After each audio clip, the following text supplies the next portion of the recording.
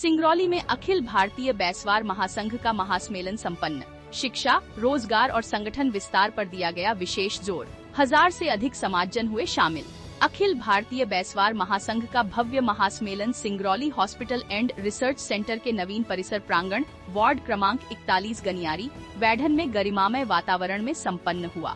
कार्यक्रम के मुख्य अतिथि बैसवार महासंघ के संरक्षक पूर्व राज्यसभा एवं लोकसभा सांसद माननीय रामसकल बैस जी रहे। महासम्मेलन की अध्यक्षता बैसवार महासंघ के राष्ट्रीय अध्यक्ष एवं सिंगरौली विधानसभा क्षेत्र के लोकप्रिय पूर्व विधायक माननीय रामलल्लू बैस जी ने की।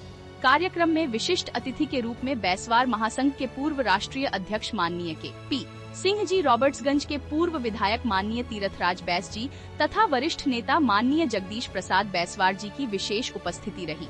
दीप प्रज्वलन के साथ हुआ शुभारंभ। महासम्मेलन का शुभारंभ अतिथियों द्वारा भारत माता, विद्या की अधिष्ठात्री देवी मां सरस्वती, कुल देवी चंडिका माता तथा अखिल भारतीय बैसवार महासंघ के संस्थापक एवं उत्तर प्रदेश दुद्धी विधानसभा क्षेत्र के पूर्व विधायक स्वर्गीय ईश्वर प्रसाद सिंह बैस जी की प्रतिमा पर दीप प्रज्वलन एवं माल्यार्पण कर किया गया। संगठन विस्तार और जागरूकता का आह्वान। मुख्य अतिथि पूर्व सांसद रामसकल बैस जी ने अपने संबोधन में कहा कि यह महासम्मेलन समाज की एकता, संस्कृति और संगठन शक्ति का प्रतीक है। उन्होंने कहा कि बैसवार समाज में आज भी कई प्रकार की सामाजिक विसंगतियां मौजूद हैं, जिन्हें दूर करना आवश्यक है।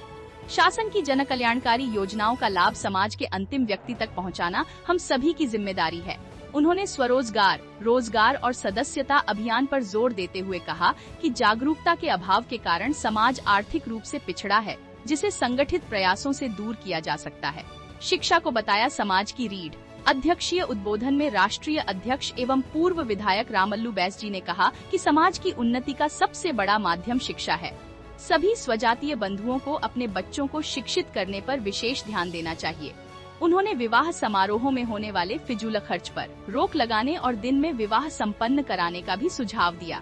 उन्होंने राष्ट्रीय, प्रदेश, जिला, महिला मोर्चा एवं युवा मोर्चा की कार्यकारिणी की घोषणा करते हुए कहा कि युवा वर्ग समाज के लिए उत्साहपूर्वक कार्य कर रहा है, जो आने वाले समय में बैसवार महासंघ को राजनीतिक, आर्थिक और शैक्षणिक रूप से मजबूत बनाएगा। आर्थिक समृद्धि पर दिया गया संदेश। राष्ट्रीय कार्यकारिणी के वरिष्ठ सदस्य एवं पूर्व विधायक तीरथराज बैस जी ने कहा कि पशुपालन और खेती बाड़ी समाज की आर्थिक रीढ़ हैं। जब तक समाज व्यावसायिक रूप से सशक्त नहीं होगा, तब तक वास्तविक विकास संभव नहीं है। उन्होंने युवाओं से कृषि और स्वरोजगार को अपनाने की अपील की। हजारों की संख्या में समाजजन रहे उपस्थित। कार्यक्रम में प्रमुख रूप से राष्ट्रीय उपाध्यक्ष राम प्रसाद बैस, रामल्ला बैस, आर.पी.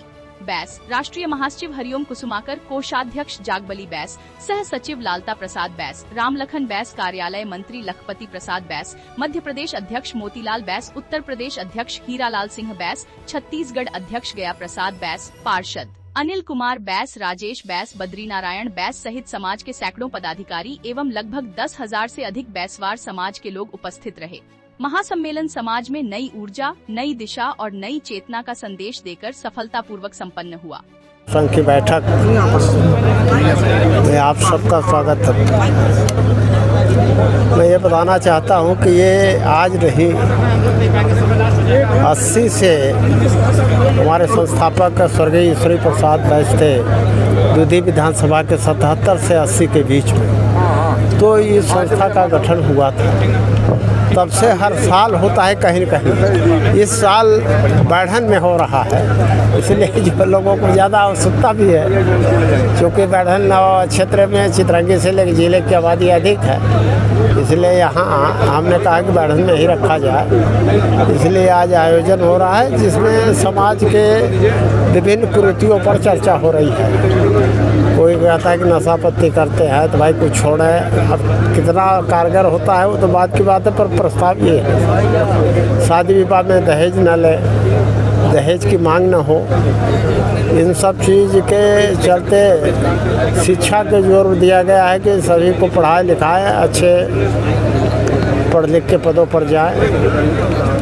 और यदि नौकरी चाकरी नहीं मिलती है तो पढ़ा लिखा होना अच्छा है, कोई बुरा नहीं है। इसलिए पढ़ाने लिखाने में भी जोर दिए जाएं और गरीब तबके के बच्चों को पढ़ने की सहायता दी जाए।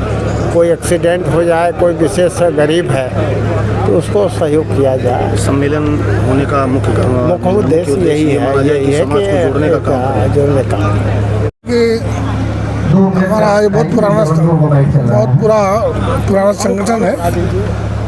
एक तो जहाँ जहाँ अपने स्वजाति बंधु हैं उनको जोड़ने का काम, अपने संगठन को मजबूत करने का काम स्थानीय समिति, ब्लॉक की समिति, जिले की समिति, प्रदेश की समिति और राष्ट्रीय समिति।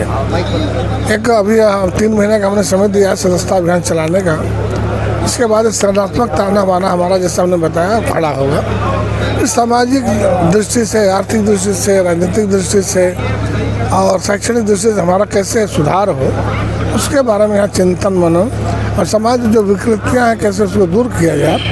और संगठन में एक शक्ति है, अपने शक्ति को जाने पहचाने, संगठित होकर के हम एक नई पहल करके समाज को एक नई दिशा देने का काम करें। यही यह संगठन का मूल उद्देश्य है। किसी के खिलाफ प्रदर्शन नहीं, कोई धरना नहीं है या किसी वो है। संगठनात्मक ढांचे को मजबूत करने की दृष्टि से ये कार्यक्रम किया जा रहा है। हम एक प्रकार से सम्मेलन टाइप का ही अखिल भारतीय, इसमें उत्तर प्रदेश, मध्य प्रदेश, छत्तीसगढ़ और इधर आपके बगल के हमारे प्रदेशों से जनप्रतिनिधि आए हुए हैं, सबका वेलकम। और जैसा हमने कहा कि हम सामाजिक दृष्टि से हमारा जो रहा है बैकग्राउंड उसको पहचाने। हम मूल रूप से हम कृषि क्षेत्र से जुड़े लोग हैं। कृषि को भी आधुनिक कृषि से जोड़ने की ज़रूरत है। केवल गेहूं और चावल पैदा करने से काम नहीं चलेगा।